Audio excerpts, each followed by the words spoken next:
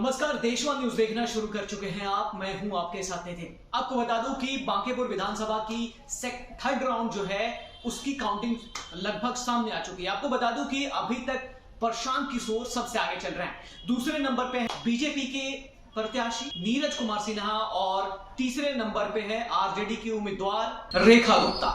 आप जरा सोचिए कि किस तरीके से ये प्रशांत किशोर जो है आगे निकल रहे हैं और प्रशांत किशोर के जो अपनी गंतव्य थी, जो बातें थी, वो कहीं ना कहीं बांकीपुर के विधानसभा जो है वहां की जनता जो है वो समझ चुकी है। और जिस तरीके से एमआई समीकरण की बात कही जा रही थी वो कहीं ना कहीं प्रशांत किशोर तोड़ते हुए नजर आ रहे हैं। और आरजेडी का जो सिक्का था एमवाई समीकरण वो नहीं चल पाया।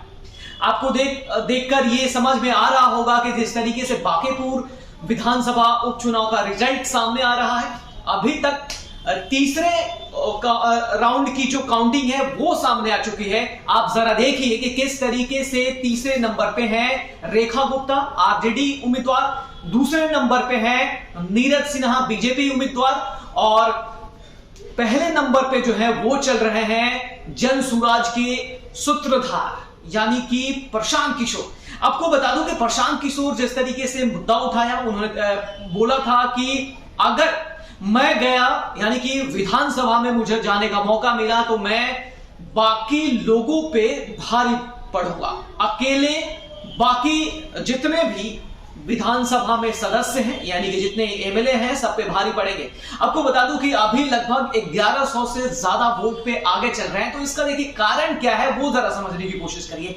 प्रशांत किशोर जिस तरीके से मेहनत अभी किए हैं वो 2025 के विधानसभा चुनाव में वो नजर नहीं आया था, इसलिए शायद कोई खाता उस समय नहीं खुल पाया था। लेकिन उस समय प्रशांत किशोर खुद चुनावी मैदान में नहीं थे, पीछे बैक फ्रंट पे खेल रहे थे तमाम उम्मीदवार जो थे इनके। लेकिन बांकीपुर उप विधानसभा का जब चुनाव हुआ, खुद जिम्मेदारी ली और जन सुराज के प्रतिनिधित्व करते हुए खुद विधानसभा में लड़ाई लड़ने के लिए तैयार हुए। और उसके बाद जिस तरीके से अपनी बात कही, जनता लगातार इनको समझने की कोशिश कर रही थी। लेकिन जिस तरीके से महंगाई पे सवाल है, उसके बाद जिस तरीके से उन्होंने छात्रों की आवाज उठाई, तो क्या ऐसे समझ में आ रहा है कि जिस तरीके से इन्होंने आवाज उठाई है वहां की जनता जो है, बांकीपुर की जनता समझ रही है, समझने लगी है, ये बड़ा सवाल है। उसके बाद महिलाओं की सुरक्षा पे बात करें तो महिलाओं की सुरक्षा पे भी उन्होंने आवाज उठाया। उसके बाद जो है हम ग्राउंड पे भी तमाम महिलाओं से, लोगों से बात करने की कोशिश किया था। तो उस समय भी हमारे पास जो बातें सामने आ रही थी वो ये था कि महिलाएं जो है वो अपनी सुरक्षा को लेकर पटना में चिंतित है। जिसके बाद महिलाओं ने विश्वास जो है, जो रुझान से अगर हम अंदाजा लगाएं तो रुझान से हम ये अंदाजा लगा सकते हैं कि प्रशांत किशोर पे जो विश्वास है वो कहीं ना कहीं महिलाएं हैं वो कर रही है।